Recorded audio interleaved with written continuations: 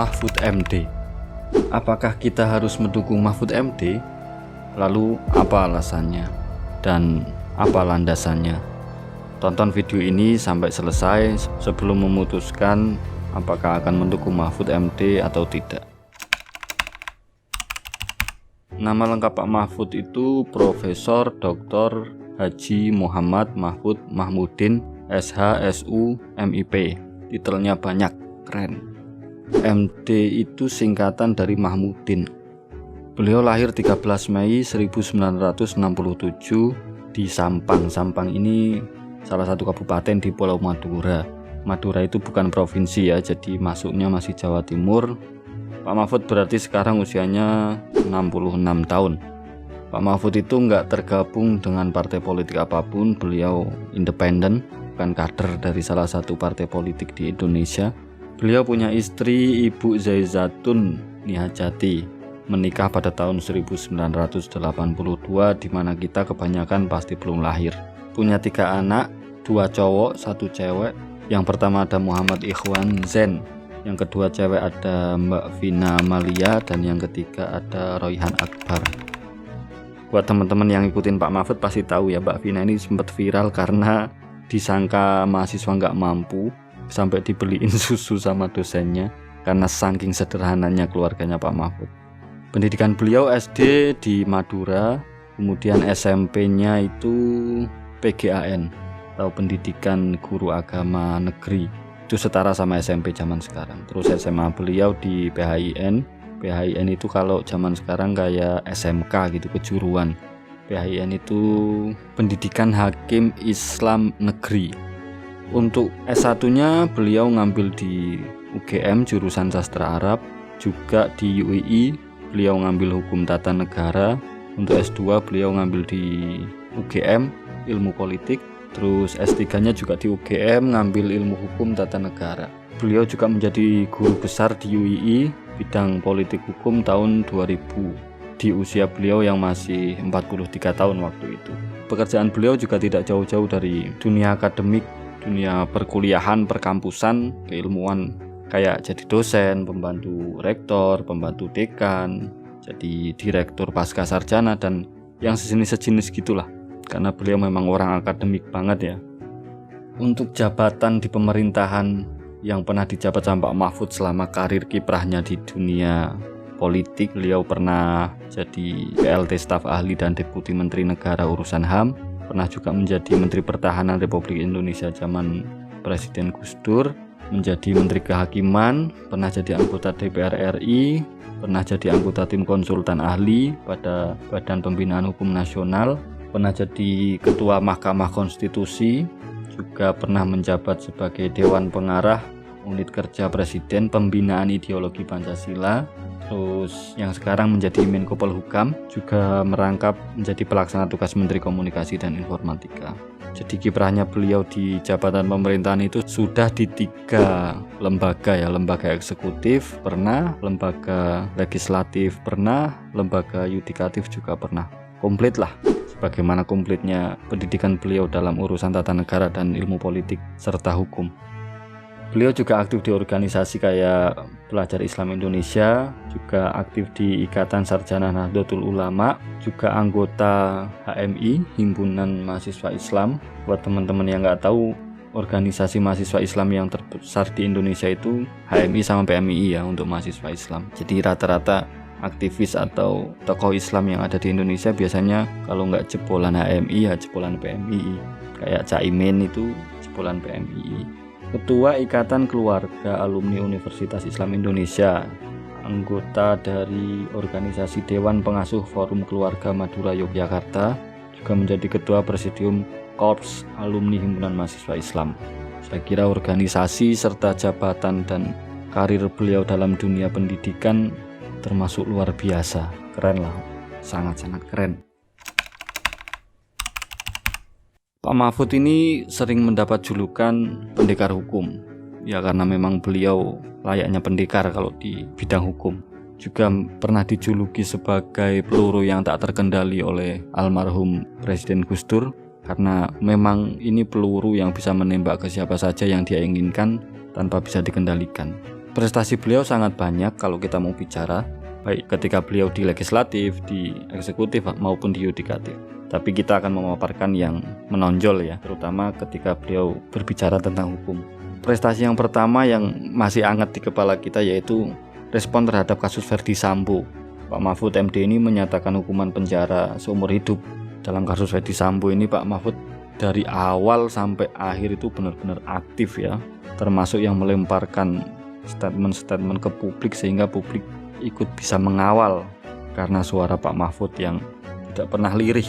Prestasi yang kedua ketika Pak Mahfud menyuarakan tentang penyelewengan dana proyek satelit Kemenhan.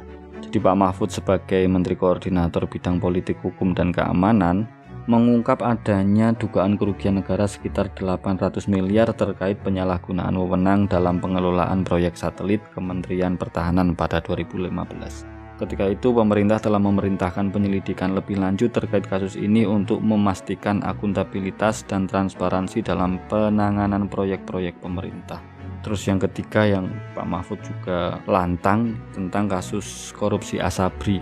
Pak Mahfud MD itu menekankan komitmen pemerintah dalam mengusut kasus korupsi skala besar seperti Jiwasraya dan Asabri. Dia menyatakan bahwa ini adalah langkah pertama di mana pemerintah secara tegas mengungkap kasus korupsi dan tidak memberikan perlindungan kepada pelaku korupsi. Sejumlah pelaku korupsi telah dijatuhi hukuman mati atau penjara seumur hidup sebagai tindakan keras dalam menangani korupsi. Meskipun mungkin masih ada ketidakpuasan di kalangan masyarakat, pemerintah berusaha untuk menyelesaikan masalah korupsi ini dengan tegas dan serius. Terus prestasi-prestasi yang di MK itu sangat banyak ya. Kita kutip sedikit dari buku yang berjudul On the Record Mahfud MD di balik putusan Mahkamah Konstitusi. Itu di sana lengkap tentang prestasi Pak Mahfud ketika menjadi ketua MK.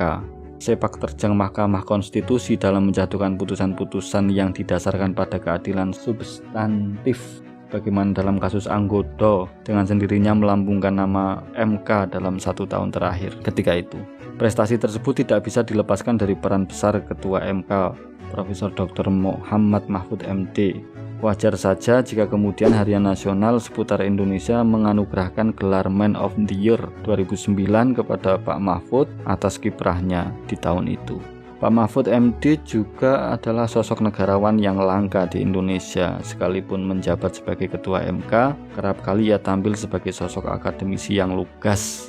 Namun pribadinya yang sederhana mampu membawa MK menjadi lembaga yang dekat dengan rakyat. Tentu saja prestasi tersebut tidak diraih dengan mudah. Di dalamnya terkandung berbagai dinamika dan kendala yang tak pernah mencuat ke hadapan halayak. Terus setelah kita membicarakan tentang biodata Pak Mahfud, tentang titelnya, tentang pendidikannya, tentang prestasinya dan semuanya, pertanyaan di awal tadi kenapa harus mendukung Pak Mahfud MD akan sedikit terjawab. Jadi setidaknya untuk masyarakat Indonesia yang ingin mendukung Pak Mahfud MD, ini adalah beberapa poin kenapa Pak Mahfud MD layak didukung. Pak Mahfud itu Muslim, artinya mayoritas di Indonesia lah ya, dan berorganisasi, bermanhaj atau beraliran Ahlussunnah wal Jamaah yang terakomodir di organisasi Nahdlatul Ulama.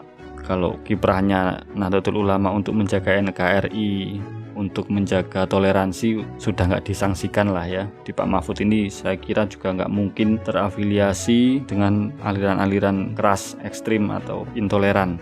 Bahkan beliau juga sering disebut kiai atau ulama di kalangan Nahdlatul Ulama. Yang kedua juga beliau ini adalah anak didik Gus Dur di dunia politik. Jadi Pak Mahfud itu dulu kan akademis murni ya, yang kemudian tiba-tiba suatu hari ditarik oleh Gus Dur untuk masuk ke dunia politik dan akhirnya berkiprah sampai hari ini. Artinya beliau adalah salah satu produknya Gus Dur. Ya ciri-cirinya biasanya ya kayak Gus Dur, orangnya tegas, lugas, nggak mau basa-basi, nggak mau bertele-tele, nggak mau bikin sesuatu yang mudah jadi repot, sesuai aturan, sesuai konstitusi. Gitu-gitulah pokoknya produknya Gus Dur mah. Alasan yang ketiga, Mahfud MD ini tidak pernah tersandung kasus korupsi ataupun pelanggaran hukum lainnya.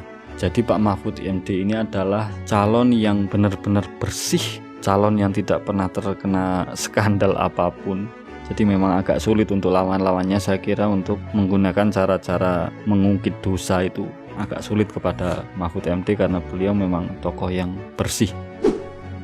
Hal ini pula yang membuat Pak Mahfud ini tegas dan lugas karena dia tidak punya rekam jejak yang menyimpang.